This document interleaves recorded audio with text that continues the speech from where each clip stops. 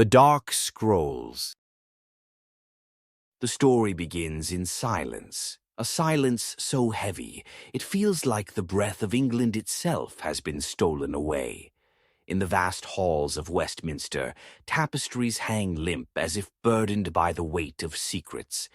The throne, draped in the insignia of Lancaster, looms over a kingdom teetering on the brink of collapse. Outside, the people whisper in fear.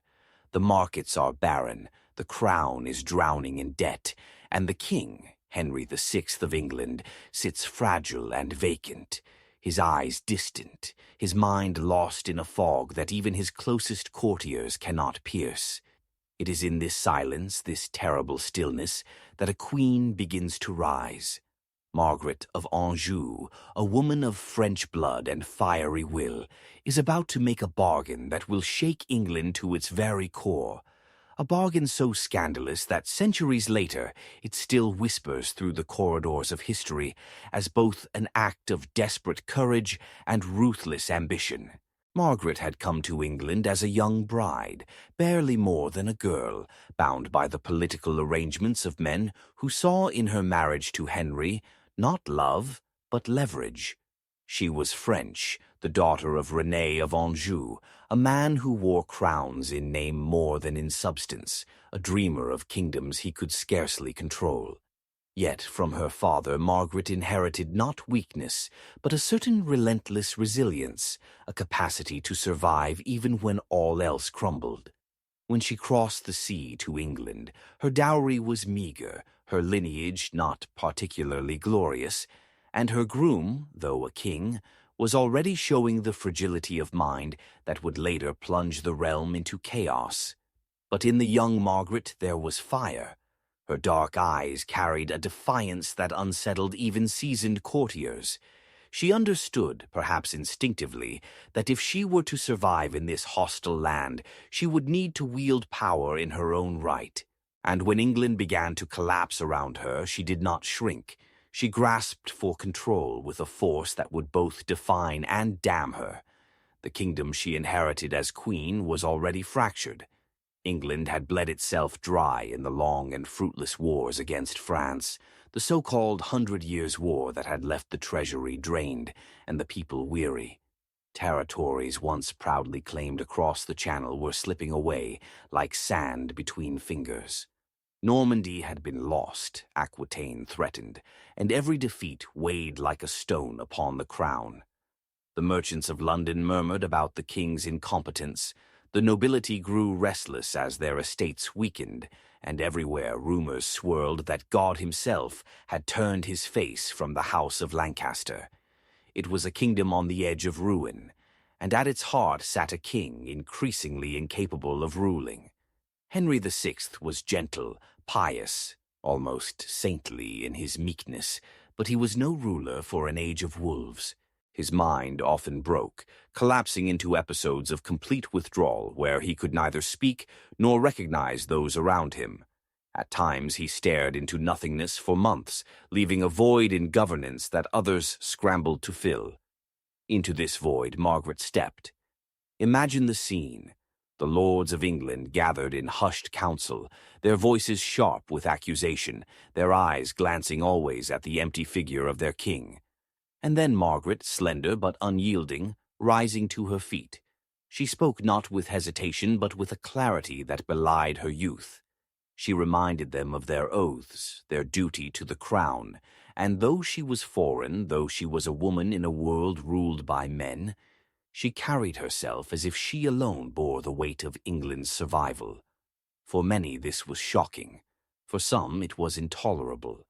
But for Margaret it was necessary. If Henry could not act, she must. If England was collapsing, she would fight to hold it together, even if it meant striking bargains that would scandalize the realm. The scandal began with whispers of betrayal. To the common people, Margaret was quickly painted as the schemer, the ambitious wife who sought to dominate her weak husband. To the nobility, she was a threat, for her influence meant their own power could be curbed. And to the enemies of Lancaster, she was the perfect villain, a Frenchwoman whose loyalties were suspect, whose alliances across the Channel raised questions of treachery. But Margaret understood something her critics did not. Without bold moves, without ruthless calculation, the crown itself would be lost. England's bankruptcy was not merely financial, it was spiritual, political, dynastic.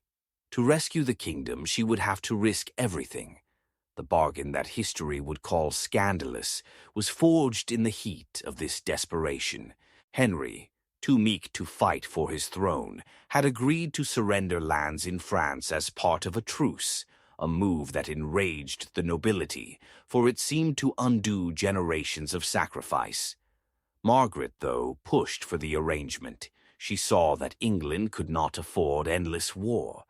The treasury was empty, the soldiers unpaid, the people starving. If peace with France required humiliating concessions, then so be it. Better to save the crown with dishonor than to lose it entirely. Yet, in championing this peace, Margaret was accused of selling England's pride for her own security. To many it looked like betrayal. And when whispers began that she had done more than negotiate, that she had entangled herself in private intrigues with men like William de la Pole, Duke of Suffolk, the scandal deepened. Enemies muttered of infidelity, of secret bargains struck not in the name of England, but for her own ambition. Whether true or not, the image of a queen willing to barter land, loyalty, and even honor to rescue her kingdom burned into the collective imagination of the age. But to stop here would be to misunderstand the ferocity of her resolve. Margaret was not simply a woman maneuvering for herself, she was a mother, a guardian of her son's inheritance, and in her mind every scandal, every bargain, every act of ruthless pragmatism was justified if it preserved the throne for the boy who would one day be king. Edward of Westminster, her child, became the symbol of her defiance. She saw in him not only her legacy, but the future of the Lancastrian line. And so, when rebellion began to stir, when Richard, Duke of York, positioned himself as a rival claimant to the throne, Margaret prepared not to negotiate but to fight. The Wars of the Roses were not yet raging, but the seeds were planted, and Margaret stood at the heart of it all. Her every move scrutinized, her every word twisted, her reputation blackened even as she fought to hold the realm together. Cinematically, one can picture her, walking through the candlelit corridors of court, shadows flickering against the stone, her face set in determination. Behind closed doors, she bargains, she argues, she schemes. Courtiers whisper as she passes, lords sneer that she is no true queen, that she poisons the king's mind, that she is driven by vanity and lust for power. And yet, again and again, when Henry collapses, when decisions must be made, it is Margaret who acts. She raises armies, she calls councils, she commands in her husband's name. In a kingdom bankrupt of strength, Margaret becomes the crown's only currency. But this role came at a cost. For every action she took, she paid in scandal. When she pressed for peace with France, she was branded a traitor. When she defended her son's inheritance, she was accused of illegitimacy. When she rallied armies to fight Yorkist rebels, she was vilified as a bloodthirsty foreigner. Her enemies crafted a portrait of her as monstrous, and for centuries that image would linger. The she-wolf of France, the unwomanly queen, the scandalous bargain-maker who destroyed England. Yet, beneath this venom lay a harsher truth. Margaret was one of the few who dared to act when all others faltered. The story of her bargain, then, is not only about a queen who rescued a bankrupt kingdom, but about the price of survival in an age where mercy was weakness and scandal, the inevitable cost of power. Her rise, her bargains, and her battles mark the opening chapter of the Wars of the Roses, a conflict that would tear England apart for decades, leaving rivers of blood and shifting crowns upon rival heads. And at the heart of it all stood Margaret, a queen forged in desperation, condemned by scandal, yet relentless in her pursuit of survival. This was not the tale of a gentle consort waiting passively beside her king. This was the story of a woman who, in the absence of leadership, seized it with both hands. She did not care if her bargains shocked the lords, if her scandals stirred the common folk. She cared only for the survival of her crown, her husband, and her son. And so, in those first desperate years, as the kingdom crumbled and Henry slipped further into shadows, Margaret of Anjou began to carve her legacy, not as the obedient queen England expected, but as the scandalous, ruthless savior it desperately needed. When the fragile peace with France was secured, it should have been a triumph, a moment of breathing space for a kingdom that had bled itself to the marrow. But in truth, it was no peace at all, only a pause, a lull heavy with tension. The nobles muttered in their halls that England had been sold, that Margaret had betrayed the sacrifice of generations by letting Normandy fall into French hands. Markets that should have revived stayed quiet. Merchants still feared the chaos of war. And worst of all, the lords began to question not only the bargain itself, but the very legitimacy of the crown that had struck it. For Henry was absent, often silent, his mind broken into shards of piety and confusion. It was Margaret's voice that had carried the treaty, Margaret's will that had bound England to humiliation. To many, that was unforgivable. In those restless years, Margaret found herself caught in a storm where every decision cut her deeper into scandal. The loss of lands in France became the rallying cry of her enemies. The Duke of York, Richard Plantagenet, saw in this weakness the perfect opportunity to advance his own claim. He was not a man of mere ambition. He was heir to a bloodline that gave him a plausible right to the throne itself. And though he cloaked his challenge in the language of reform, denouncing corrupt ministers, calling for better governance, everyone knew his eyes were fixed on Henry's crown. Margaret understood this better than anyone. She saw in York not only a rival but a mortal threat to her son, Edward of Westminster.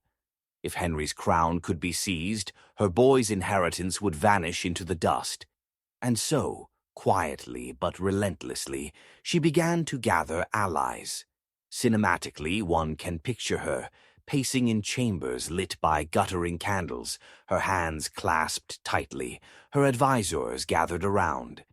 Every letter she sent, every whisper she traded was a gamble. England was a chessboard of shifting loyalties. Powerful nobles like the Nevilles, Warwick and Salisbury eyed the winds of power. Others lingered between duty to the crown and resentment at its failures. Margaret's task was formidable. She had to hold together a kingdom with nothing more than words, promises, and the fierce determination that radiated from her presence. She promised rewards she could not yet deliver, offered trust where suspicion ran deep, and above all invoked the sanctity of Lancaster's line. For her, every lord who pledged loyalty was another stone shoring up the crumbling fortress of her dynasty. But while she maneuvered, the poison of rumor spread unchecked. It was said she took lovers, that the Duke of Somerset was more than just her ally, that her son was not Henry's child, but Somerset's bastard. These whispers, venomous and persistent, were weapons as sharp as swords. They undercut her authority, made her every command seem tainted by lust and ambition. And yet, in the face of this character assassination, she pressed forward. Margaret was no saint, no delicate consort. She was a warrior queen, and in the crucible of scandal she hardened into something fearsome. The crisis sharpened when Henry's mind finally broke in earnest. For over a year he was incapacitated, unable to rule, barely able to acknowledge those around him. The throne, for all intents and purposes, was empty. England had no king, only a figurehead lost in his own silence. Into this vacuum stepped Richard of York, claiming the right to act as protector of the realm. For Margaret, this was nothing short of treason wrapped in legality. She saw York's protectorate as the opening move in a slow theft, a creeping usurpation that would end with her son disinherited. She refused to yield, refused to let the Duke cloak ambition in the guise of necessity. She watched him carefully, every word he spoke in council, every alliance he nurtured. And when Henry recovered, however briefly, she made certain it was Margaret's influence that guided him, not York's. In those moments when Henry's eyes cleared and his voice returned, she pressed him to affirm his son's inheritance, to remind the nobles that Lancaster still reigned. Her victories in those moments were fragile, fleeting, but they gave her hope. Yet hope was not enough. The realm was splitting open, the long-simmering resentments boiling over. York's grievances with the crown were not merely personal. They tapped into the anger of lords who had lost fortune and face in the French wars, of common folk burdened by taxes, of rivals who chafed at Somerset's rise. Margaret stood at the center of a kingdom tilting towards civil war, and though she could not stop the tide, she could prepare for the flood. She began to raise armies, calling on the loyalty of the Lancastrian heartlands in the north, summoning knights and retainers who would fight for her son's birthright. She appeared in armor, a queen transformed into a commander, her presence electrifying those who saw her. Chroniclers would later describe her as fierce, relentless, even terrifying.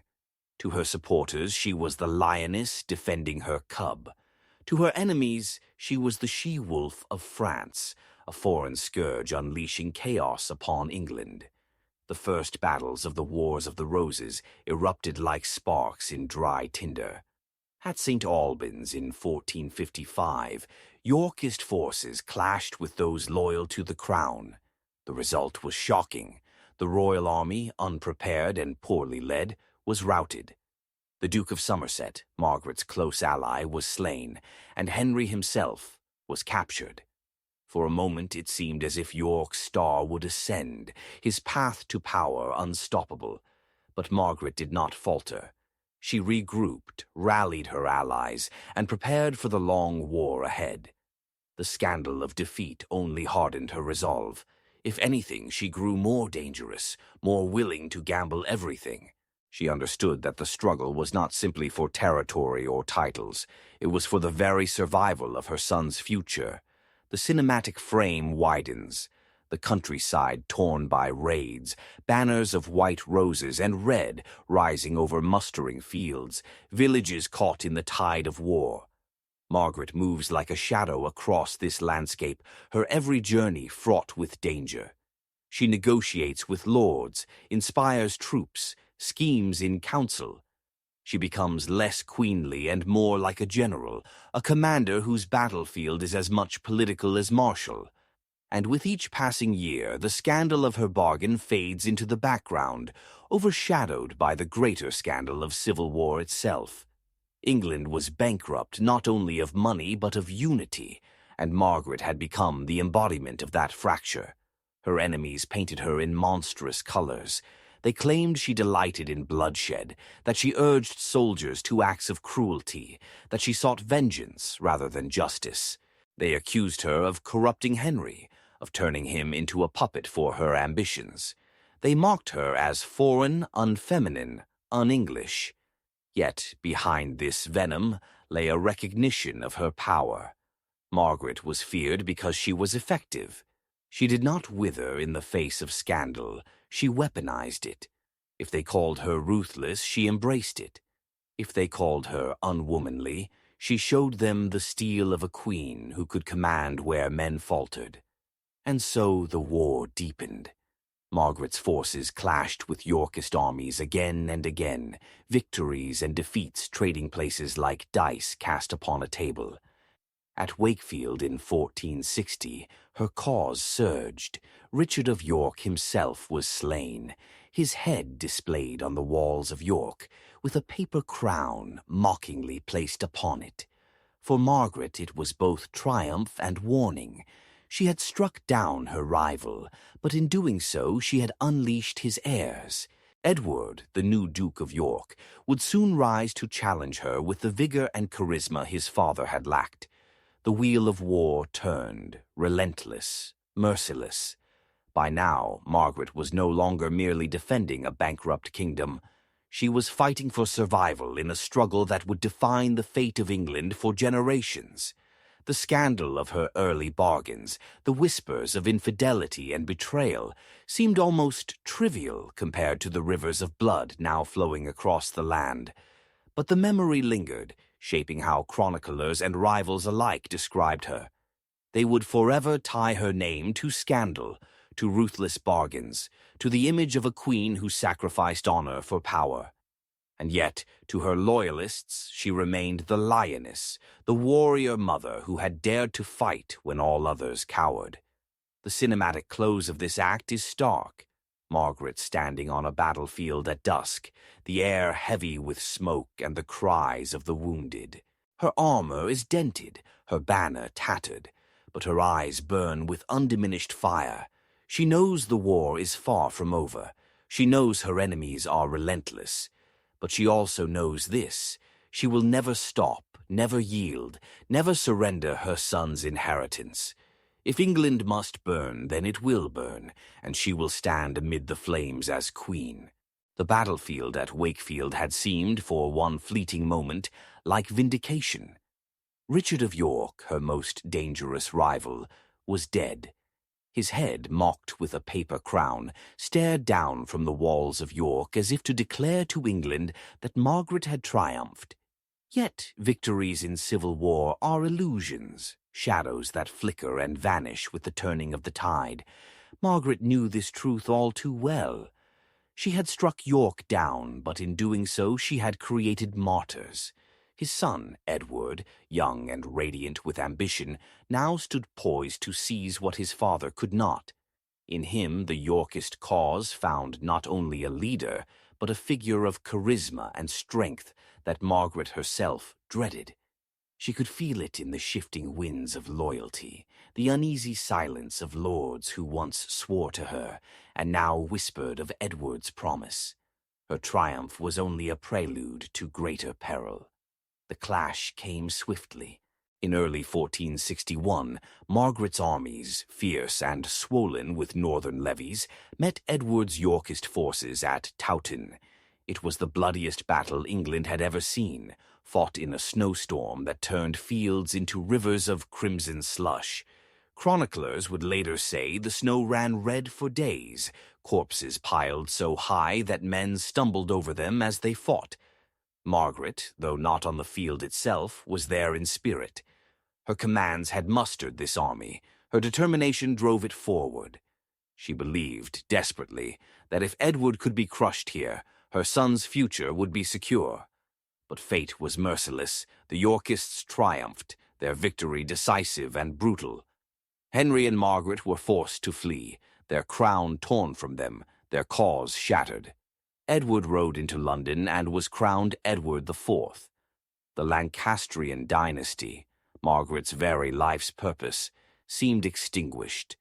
Imagine her then, not as queen, not as commander, but as exile. She fled north, carrying her young son with her, moving from refuge to refuge like a hunted animal. The glamour of queenship had vanished. What remained was raw survival. Her enemies mocked her as a fugitive, a woman who had dragged England into chaos and lost everything. Yet Margaret refused to yield. In the face of ruin, she grew more defiant. She crossed the seas to Scotland, begged for aid from foreign kings, pleaded her case with every scrap of dignity she could muster. To some she must have seemed pathetic, a queen without a throne, clinging to a dream already dead. But to those who truly saw her, she was terrifying in her resilience.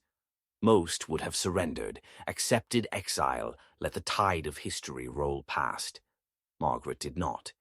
Every breath she drew, every mile she marched, was in service of one cause: to restore her son. The cinematic image shifts now. Margaret in Scotland, cloaked against the biting wind, her boy Edward beside her, his young eyes already hardened by the cruelty of war. She kneels before rulers, her voice trembling not with weakness but with fury. She promises alliances, marriages, riches that may never come. She plays every card left to her, weaving bargains with the desperation of someone who knows she has nothing left to lose. And slowly, impossibly, she begins to gather strength again. Exiles, mercenaries, discontented lords, they flock to her banner, not always out of loyalty, but out of ambition, greed, or sheer hatred of Edward IV. It is a fragile coalition, but for Margaret, it is enough. She knows she needs only one victory, one crack in Edward's glittering crown, to shift the balance once more. But her reputation, her scandal, continues to haunt her. Stories spread of her cruelty, of her vindictiveness. It was said she urged soldiers to slaughter prisoners, that she allowed vengeance to consume her armies. The tale of her army's pillaging after Wakefield, whether exaggerated or not, painted her as bloodthirsty. She was no longer merely a queen. She was, in the eyes of many, a symbol of disorder, a foreign fury who would destroy England itself if given the chance. And yet, beneath the venom of these accusations, there was also fear. Margaret's name was enough to inspire terror, her presence enough to stiffen resistance. Few women in history had ever been granted such power, even if it came twisted through scandal. Her struggles continued year after year, each campaign a gamble, each alliance fragile. She brought French support into the fray, leveraging her homeland's enmity with Edward to gain men and ships. At times it seemed fortune might favor her again. Rebellions rose against Edward, conspiracies brewed in court, and England's loyalties, ever fickle, wavered. And then, in a twist no dramatist could have conceived, her old enemy, the Earl of Warwick, the kingmaker himself, turned against Edward and sought alliance with her. Warwick, once her bitterest foe, now bent the knee to the very queen he had vilified. For Margaret it was the strangest of bargains to clasp hands with the man who had once branded her a monster, who had spilled the blood of her allies, who had crowned Edward in her husband's stead. Yet she did it. She had no choice. If the survival of her son demanded scandal, then scandal she would embrace. She and Warwick sealed their pact with the marriage of her son, Edward, to Warwick's daughter, Anne Neville, a union that bound former enemies together in the fragile hope of restoring Lancaster. Cinematically, one sees her in this moment not as triumphant, but as wary. The fire in her eyes flickers with calculation. She knows Warwick is no true friend. He is an opportunist, a man who shifts with the wind of fortune. But she also knows she cannot afford purity, cannot demand loyalty where none exists. She must bargain with devils if it means preserving her dynasty. And so the scandal deepens, the she-wolf of France clasping hands with the kingmaker, forging alliances built on desperation and distrust. Yet for one shining moment, it seemed as if fortune smiled on her once more. Warwick and his forces succeeded in driving Edward IV into exile, restoring Henry VI to the throne in what would be called the readaptation of 1470. For a brief, fragile season, Margaret's dream flickered back to life.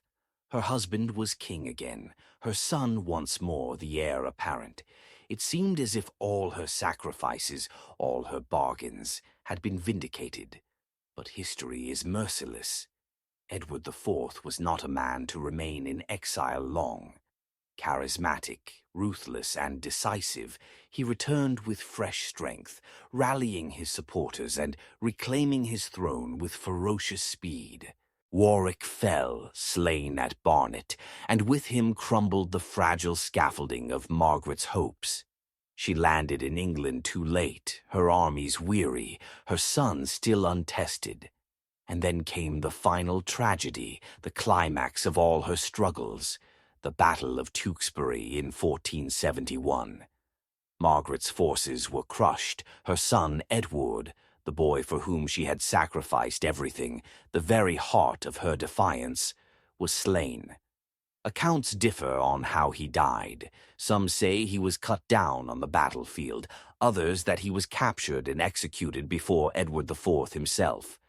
But the result was the same. The line of Lancaster, the future Margaret had fought like a lioness to protect, was annihilated.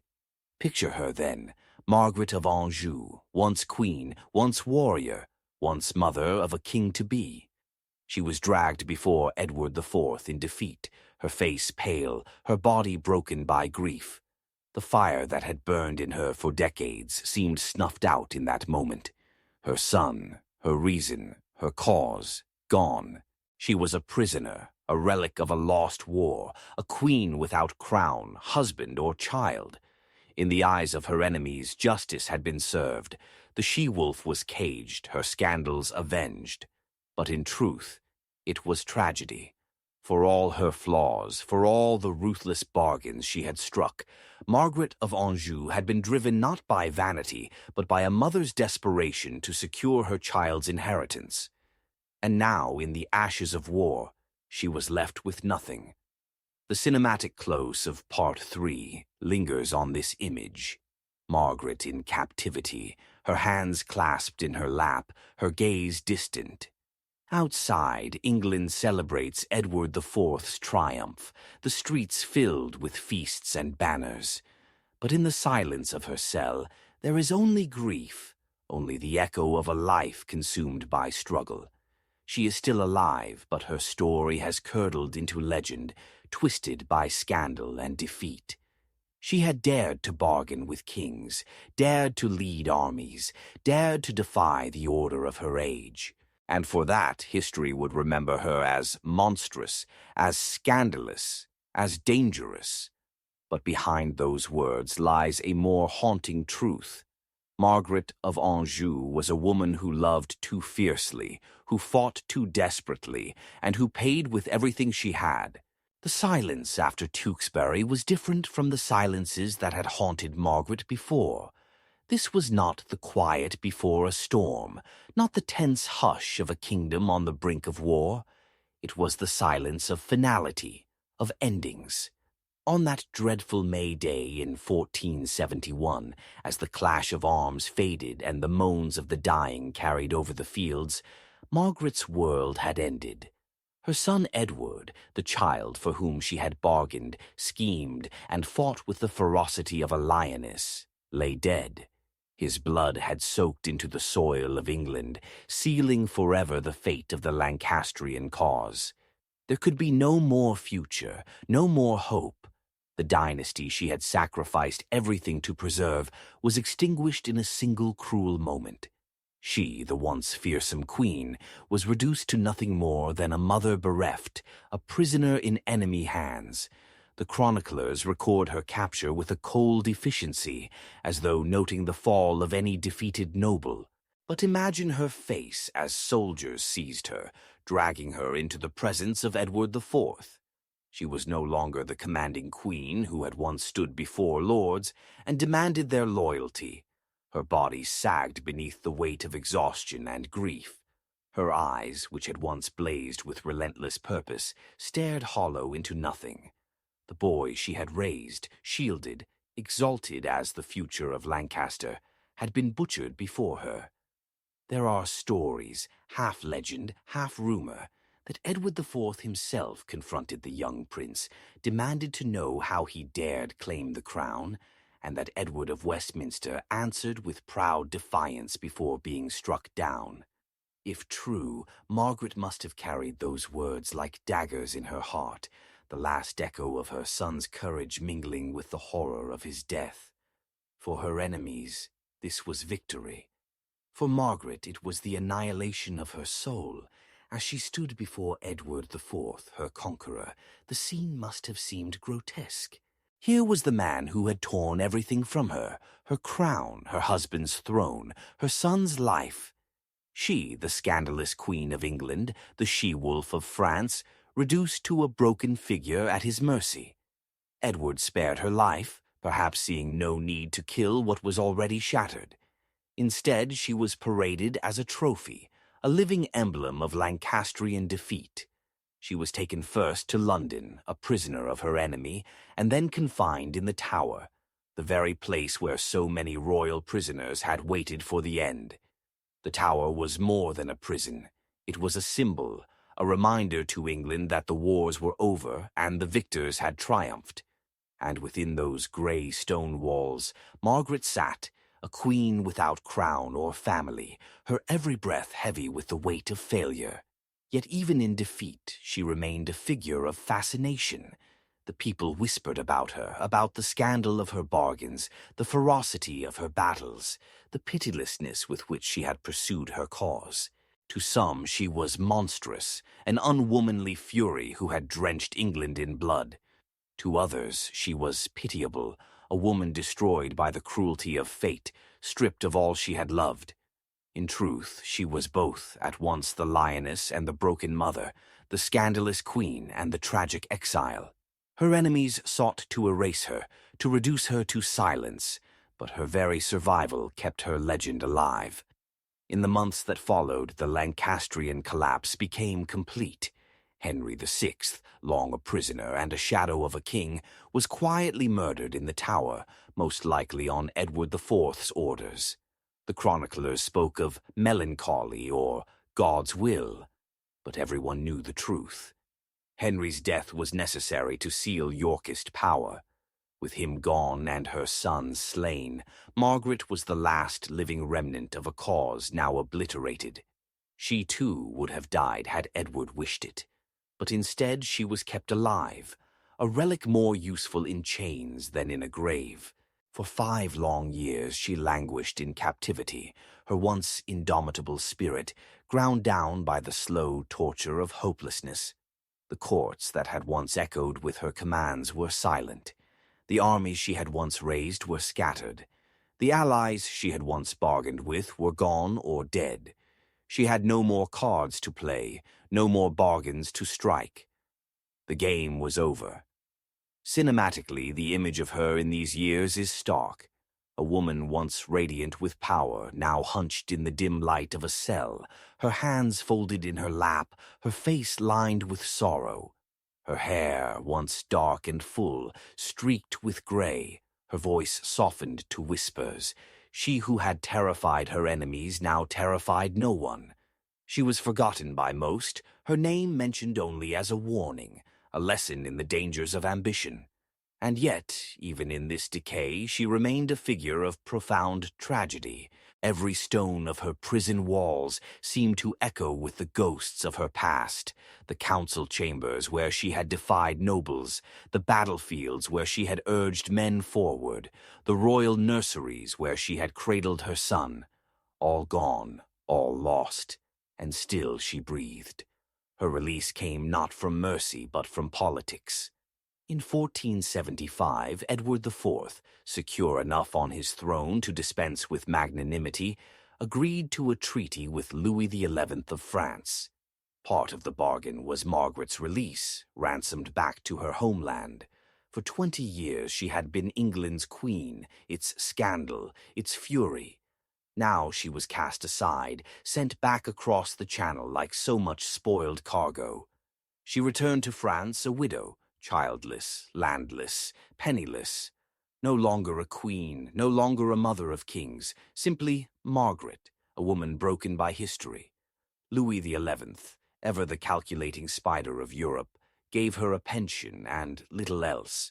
She lived out her days in relative obscurity, far from the courts and battlefields where she had once commanded. Her final years were marked by poverty and illness, the indignity of a queen reduced to dependence. She died in 1482 at the age of 52, alone and largely forgotten. And yet, even as she faded from life, her legend grew. Chroniclers could not resist her story, could not help but paint her in colors both dark and vivid. To Yorkist historians, she was a villainess, the foreign she-wolf who had brought England to ruin, the scandalous queen who had betrayed her husband's crown with reckless bargains. To others, she was a tragic figure, a mother who had fought with everything she had and lost everything in return. Shakespeare, writing more than a century later, would seize upon her image, portraying her as a figure of rage and curses, stalking the stage like a ghost of vengeance in the history plays.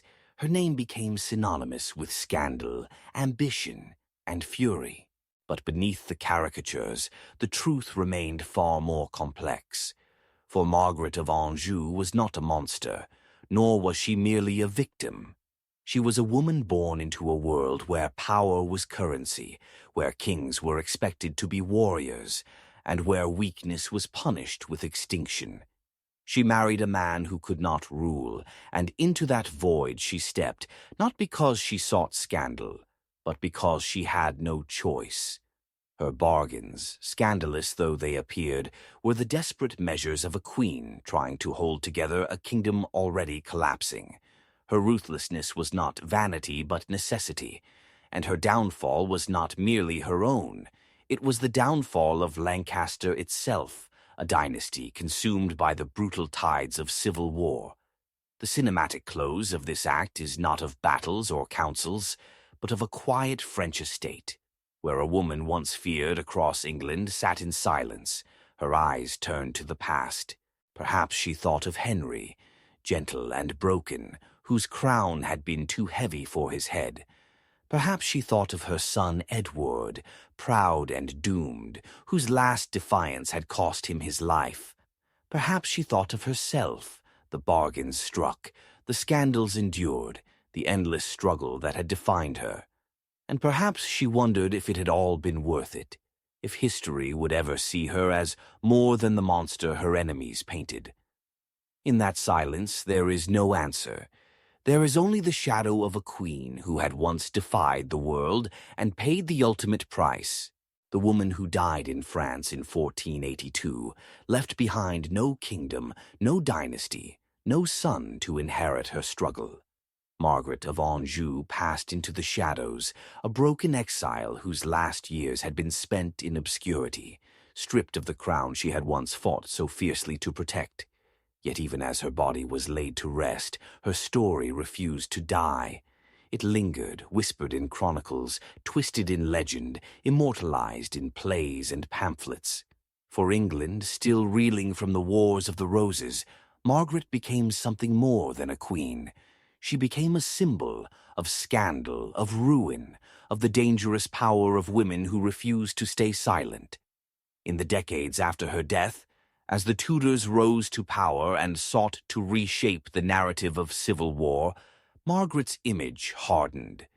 Chroniclers loyal to York or to Tudor painted her as the she-wolf of France, a creature of unnatural ferocity, a woman who had overstepped every boundary of her gender and brought England to disaster. They told stories of her cruelty, of the supposed massacres she urged, of her thirst for vengeance. They repeated the scandalous rumors that her son was not Henry's, but Somerset's, that she had betrayed both husband and kingdom in pursuit of ambition.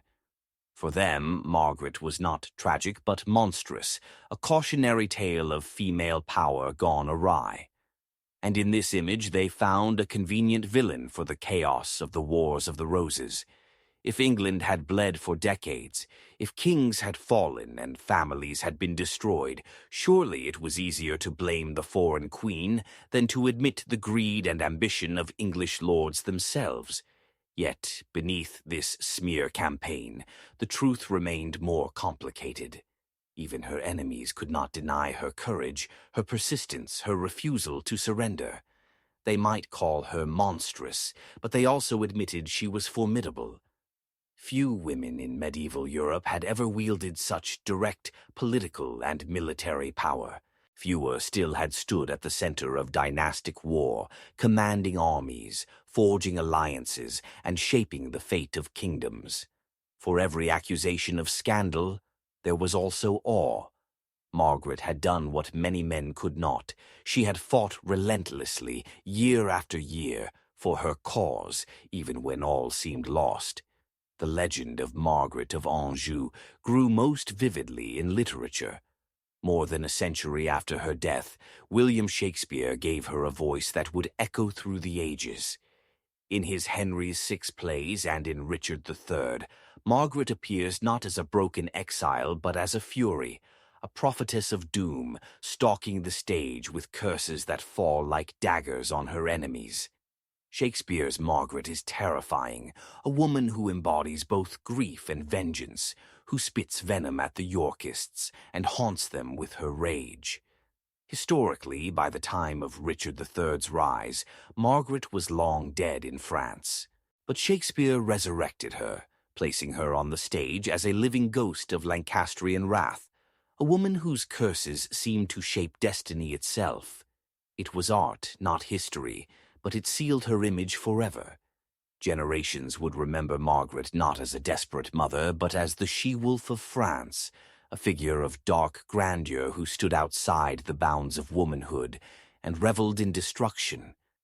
This image was powerful, but it was also unjust. Shakespeare, like the chroniclers before him, leaned upon the propaganda of Margaret's enemies, exaggerating her cruelty, twisting her motives, ignoring her humanity. And yet, in doing so, he also granted her a strange immortality. Among the many forgotten queens of medieval Europe, Margaret of Anjou became unforgettable. Even today, her lines in Shakespeare resound with fire, her curses etched into the memory of theatre-goers as some of the most venomous in English drama. She was scandal, she was fury, she was tragedy embodied. But if we look beyond the propaganda, beyond the plays and the pamphlets, a different Margaret emerges. Modern historians, peeling back the layers of slander, see a woman caught in an impossible position. She was married to a king unfit to rule, forced into the role of political leader in a kingdom that despised female power. She bore the weight of a bankrupt crown, a collapsing dynasty, and an unending war. Her bargains, scandalous though they seemed, were acts of survival. Her ruthlessness, her refusal to yield, were born not of vanity but of necessity. She was a mother fighting for her son's future, a queen defending her dynasty against annihilation. And in that light, her story becomes not one of monstrosity, but of tragedy. Cinematically, we might picture Margaret not as Shakespeare's fury, but as a woman standing alone in the corridors of Westminster, her husband vacant on the throne, her enemies circling like wolves. She has no choice but to step forward, to take the reins, to bear the hatred that will follow. She bargains with France because without peace, her kingdom will starve. She commands armies because no one else will fight for her son's right. She endures scandal because survival demands it. And in the end, though she loses everything, her defiance remains a testament to the will of one woman against the crushing tide of history. Her legacy also shaped how later generations thought about women and power. To her enemies, she was proof that when women overstepped, chaos followed. To others, she became a dark kind of inspiration, a reminder that women, too, could command, could fight, could defy the roles assigned to them. In France, she was remembered more kindly, not as a monster, but as a daughter of Anjou who had endured a cruel fate. And in England, though her name was often cursed, there lingered also a grudging respect. Few could deny that Margaret of Anjou had left her mark on history, indelible and undeniable. The cinematic close of her story is not on the battlefield, not in council, not even in exile. It is in memory, in the way her shadow stretched across centuries, reshaped and retold by every generation that spoke her name. She was scandal, she was tragedy, she was legend. And though her enemies tried to reduce her to a caricature, history cannot fully contain her. She was too fierce, too complex, too human. Margaret of Anjou was the queen who bargained with scandal to rescue a bankrupt kingdom, the mother who fought like a lioness for her son, the exile who died alone but undefeated in spirit. Her life was a storm, her legacy a haunting. And in that haunting she achieved what so many rulers long for but never find. She was remembered. In the end, perhaps that is the true measure of her bargain. She did not save her kingdom. She did not preserve her dynasty, she did not secure her son's throne, but she secured her place in history. She ensured that centuries later, her name would still be spoken, her story still told. And though it came wrapped in scandal, though it came twisted by slander, it endured. Margaret of Anjou had lived and fought in a world designed to erase women like her. She defied it. She burned too brightly to be forgotten. And in that, she won a victory far greater than crowns. She became eternal. Thanks for watching. Subscribe for more.